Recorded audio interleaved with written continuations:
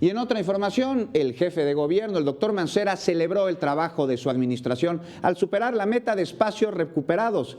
¿Cuáles son estos espacios? Acompáñenos.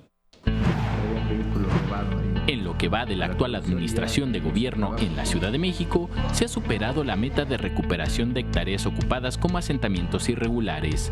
Así lo informó el jefe de gobierno Miguel Ángel Mancera desde el Salón Murales del antiguo Palacio del Ayuntamiento. De estas 600 hectáreas que fue la meta institucional, hoy llevamos recuperadas 793.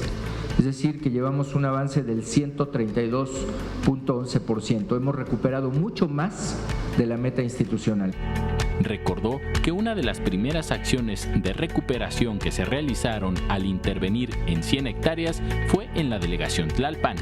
Y como parte de estas recuperaciones ambientales y culturales en la capital del país, informó que ha concluido la rehabilitación del Parque Winston Churchill con una inversión de 20 millones de pesos en 2.5 hectáreas. Y en el tema cultural, adelantó parte de lo que se trabaja en el Museo de Historia Natural, ubicado en la segunda sección del Bosque de Chapultepec, en donde se están invirtiendo 210 millones de pesos de fondos públicos y 20 millones de pesos de aportaciones privadas para la renovación de 8 bóvedas. La secretaria de Medio Ambiente local habló de los nuevos enfoques que tendrá este recinto.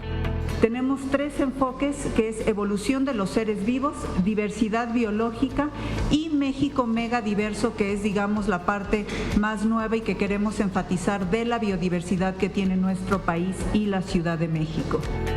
Será en las próximas semanas cuando quede lista parte de la renovación de este museo emblemático del Bosque de Chapultepec. Enrique Muñiz, 21 Noticias.